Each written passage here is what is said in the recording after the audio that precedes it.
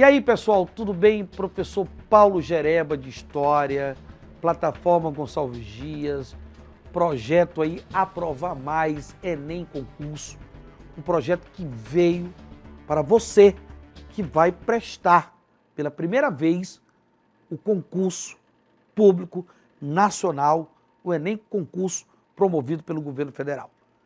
Um projeto que integra diversos professores, diversas questões e o melhor, gratuito, né? A plataforma Gonçalves Dias, gratuitamente, ela disponibiliza não somente as aulas, mas também materiais. Nós temos a parte teórica, nós temos a parte dos exercícios, que basta você ir lá no QR Code, acionar e vai estar disponível para você. A nossa aula de hoje, nós iremos discutir também a realidade brasileira. Mas nós iremos analisar essa realidade brasileira durante o processo de formação do Estado brasileiro. A formação do Estado brasileiro que vai ocorrer no pós-independência. Essa formação, ela começa ali no pós-independência e ela vai se consolidar lá durante o Segundo Império, o Segundo Reinado. Porque esse processo de formação do Estado brasileiro, ele vai atravessar três fases, três momentos políticos distintos na história do Império Brasileiro, na história da monarquia brasileira. O primeiro reinado, que nós já trabalhamos isso em uma outra ocasião. Hoje nós iremos discutir o período regencial, dentro dessa realidade brasileira. Como é que está essa realidade brasileira nesse momento ali do período regencial? E o Segundo Império. O Segundo Império, o Segundo Reinado, que iremos discutir numa outra ocasião.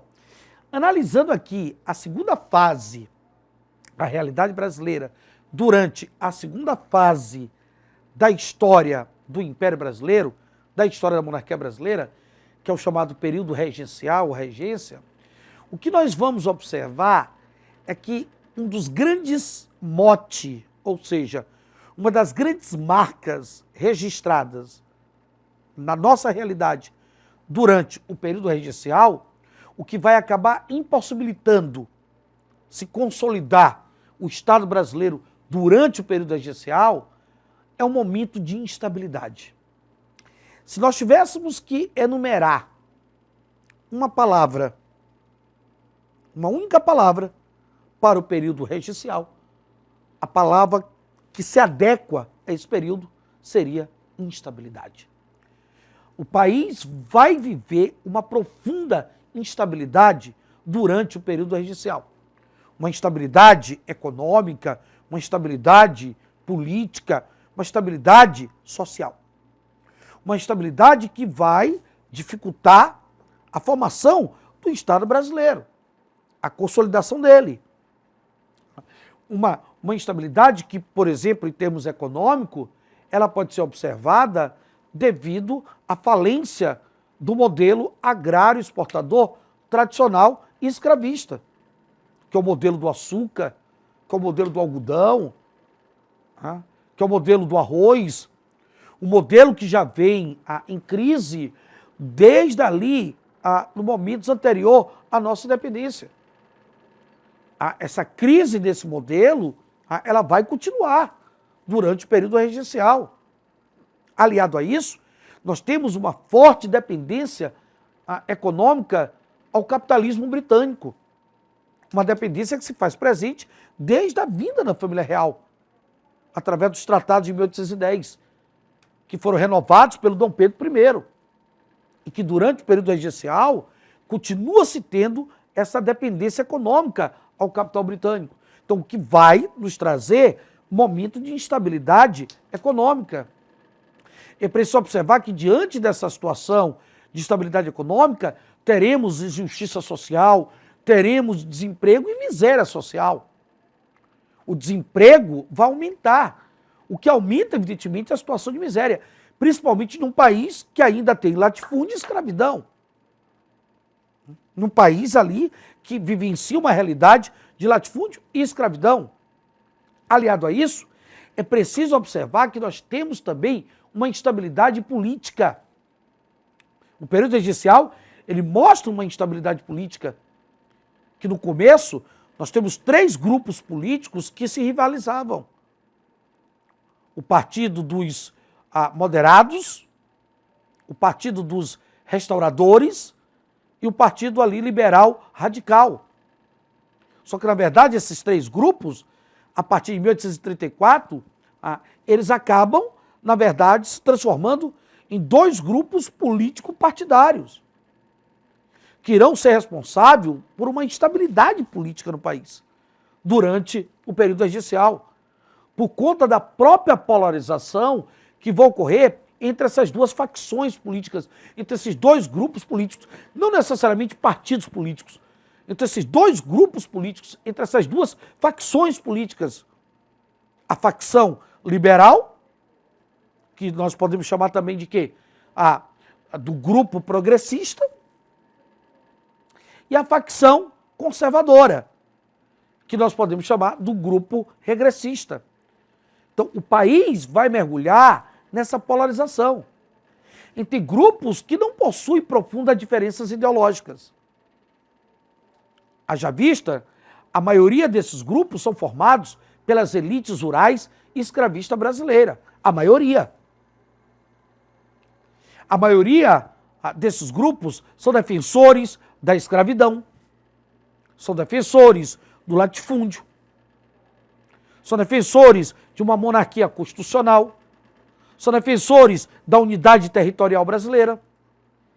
A maioria deles, de progressistas e regressistas. Então, você não tem profundas diferenças ideológicas. Daí aquela ideia, nada mais liberal no poder do que o conservador na oposição. Nada mais conservador da oposição do que o liberal no poder. Daí essa ideia, porque não existem profundas diferenças ideológicas. Esses grupos têm diferenças, eles disputam o poder. Há diferenças. O grupo progressista, o grupo liberal, é um grupo que defende o federalismo. É um grupo que defende a autonomia para as províncias.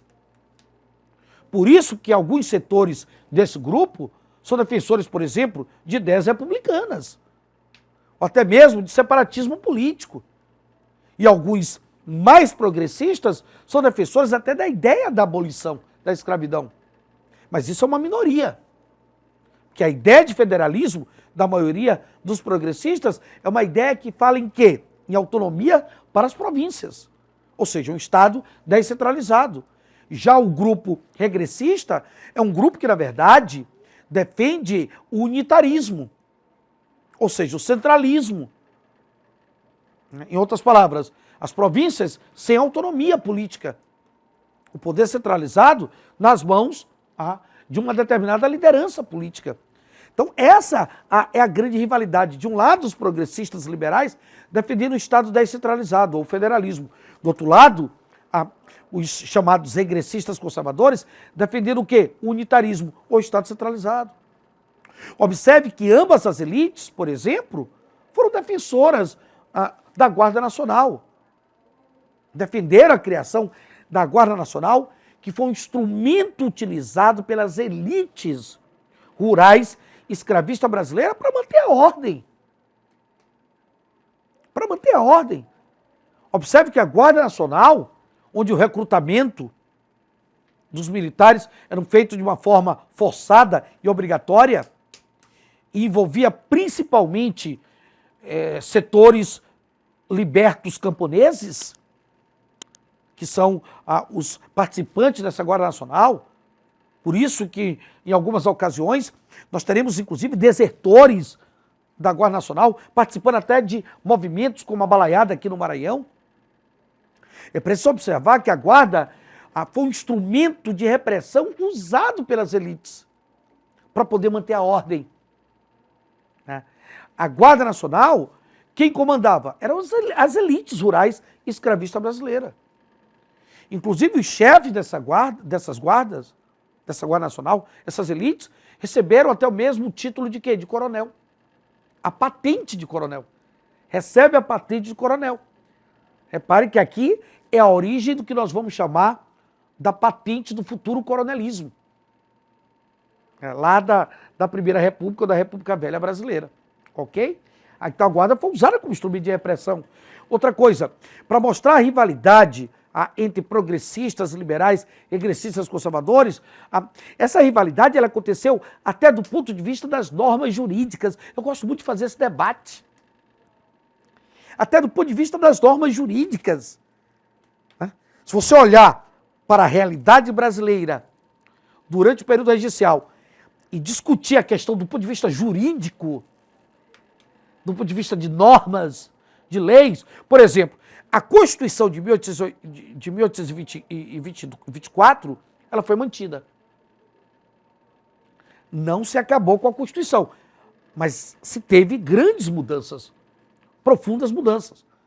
A Constituição de 1824, ela sofreu profundas mudanças durante o período regencial, para atender essas demandas descentralizadoras do grupo aí progressista, liberal, ou essas demandas centralizadoras do grupo quê? Do grupo regressista ou conservador. Quando você olha para o ato adicional de 1834, você está olhando para uma norma jurídica que foi estabelecida, que mudou, evidentemente, trouxe mudanças para a nossa Constituição de 1824, onde esse ato adicional de 1834, ele foi um ato que garantiu plenos poderes para as províncias brasileiras. As províncias brasileiras iriam garantir com o ato plenos poderes. Ou seja, esse ato favoreceu muito mais aos interesses dos progressistas, apesar de favorecer também os interesses regressistas. Quando ele manteve, por exemplo, o poder moderador, apesar do poder moderador não ser exercido durante esse período. Porque o poder moderador só poderia ser exercido quando tivéssemos imperador. E nesse período não há um poder de um imperador. Somente a partir de 1840, quando se tem o início do segundo reinado, com Dom Pedro II. Então, é um ato que favorece muito mais o Estado federalista, o Estado descentralizador, que é defendido pelos progressistas ou liberais. Do outro lado, você tem a lei interpretativa de 1840. Uma lei que vai favorecer aos conservadores, aos regressistas, porque é uma lei que ela vai tirar a autonomia das províncias, que foi garantida pelo ato adicional. A lei interpretativa tira a autonomia das províncias. A lei interpretativa, ela vai criar uma realidade política de centralismo.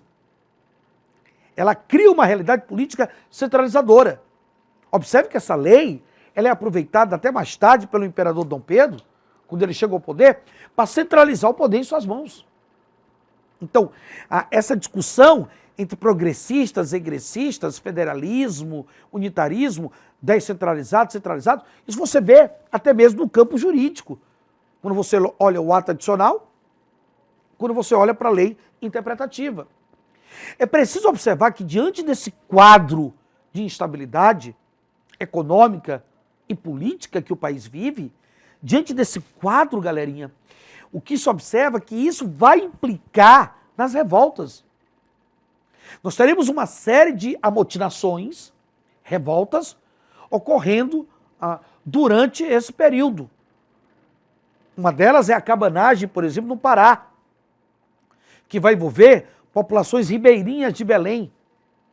A cabanagem, onde esses setores populares chegaram a tomar a sede da província, temporariamente, Belém, apesar da violenta repressão. A cabanagem que está lutando ali contra a miséria social, contra o centralismo político, apesar da violenta repressão que sofre. A balaiada no Maranhão, a balaiada que é um movimento muito heterogêneo, um movimento popular, como diriam alguns pensadores, a balaiada é um movimento de sertanejos e uma insurreição de escravos. A balaiada que tem vários bandos, cada bando desse com sua própria liderança, o bando do Raimundo Gomes, o bando do Preto Cosme, o bando, basicamente, ali do Balaio, do Manuel Francisco. A balaiada que foi um movimento de banditismo social, A balaiada que foi um movimento que, por exemplo, acontece no Maranhão, mergulhado em uma crise econômica algodoeira, mergulhado em uma rivalidade política intensa entre liberais, que eram chamados de bem-te-vins, e conservadores, que eram chamados de cabanos. A balaiada que não teve uma definição ideológica. A balaiada é um movimento muito heterogêneo, o que facilitou a sua desarticulação por parte das tropas federais, lideradas por Luiz Alves de Lima e Silva, o famoso Duque de Caxias. Nós temos o movimento dos negros malês em Salvador, na Bahia, e a luta contra a escravidão, a luta pela liberdade religiosa, a luta dos escravos malês que vieram de Mali, que eram escravos islamizados, que sabiam ler, sabiam escrever, que deixaram grandes heranças para a luta contra a escravidão no país. Nós temos a Sabinada também na Bahia e os seus antagonismos, porque a Sabinada ela defendia que a Bahia deveria se transformar numa república independente, mas ao mesmo tempo ela disse que essa república deveria sobreviver até a maioridade de Dom Pedro II. Daí o grande antagonismo da Sabinada. Tivemos a Farroupilha, que deles foi o que mais durou 10 anos. A Farroupilha que tem uma liderança dos estancieiros gaúchos, a Farroupilha que tem uma questão econômica presente nela, a questão do charque, o charque brasileiro que perdia privilégios para o charque platino por parte, basicamente, do governo federal. Mas a Farroupilha, que tem características ali de um movimento autonomista, de um movimento republicano, e que terminou através de uma negociação com o imperador lá durante o Segundo Reinado. Então, esses foram os principais movimentos que ocorreram no período regencial. Daí essa forte estabilidade levar as elites a pensarem na única saída para garantir a estabilidade seria o quê? E até mesmo tentar unir essas elites, progressistas e regressistas, é o golpe da maioridade que foi proposto pelos progressistas. Um golpe que iria antecipar o poder de Dom Pedro, que ele ainda era um adolescente, anteciparia o poder de Dom Pedro, Pedro II, e dessa forma, com essa centralização, garantiria-se o quê? A estabilidade. Daí você tem um fim do período regencial e o início de uma nova fase na história da realidade da monarquia brasileira, que é o Segundo Império ou o Segundo Reinado. Ok? E aqui nós temos duas questões, que foram questões já do Enem. Nós estamos preparando vocês para o Enem concurso. Então acreditamos que eles devem trazer essa pegada das provas, já que existe aí para o Enem vestibular, para dentro do Enem concurso. Olha só. Primeira questão. Uns viam na abdicação uma verdadeira revolução, sonhando com um governo de conteúdo republicano. Alguns progressistas. Outros exigiam respeito à Constituição, esperando alcançar, assim, a consolidação da monarquia, a maioria dos progressistas. Para alguns, somente uma monarquia centralizada seria capaz de preservar a integridade territorial do Brasil. Outros permaneciam ardorosos, defensores de uma organização federativa, descentralização, a semelhança da jovem República Norte-Americana. Havia aqueles que imaginavam que somente um poder executivo forte seria capaz de garantir e preservar a ordem vigente, assim como havia os que eram favoráveis à atribuição de amplas prerrogativas à Câmara dos Deputados, por entenderem que somente ali estariam representados os interesses das diversas províncias e regiões do Império. O cenário descrito revela qual característica do período regencial? Ora, revela justamente a indefinição dessas bases institucionais, desses grupos políticos ou dessas instituições políticas sociais que se teve ali no período regencial, principalmente progressistas e regressistas. 2. A regência iria enfrentar uma série de rebeliões nas províncias, marcada pela reação das elites locais contra o centralismo monárquico, levado a efeito pelos interesses dos setores ligados ao café da corte, como a cabanagem no Pará, a balaiada do Maranhão, a sabinada na Bahia. Mas de todas elas, a Farroupilha era aquela que mais preocuparia, não só pela sua longa duração, como pela sua situação de fronteira, região do Rio Grande, tradicionalmente a garantidora dos limites e dos interesses antes lusitanos e agora nacionais do Prata. A característica regional que levou Uma das revoltas citadas, que é a Farroupilha, a ser mais preocupante para o governo central era o quê? Porque era área de fronteira. Olha só, localização geográfica e estratégica. Ok, galera? Valeu e até a próxima. Um grande abraço.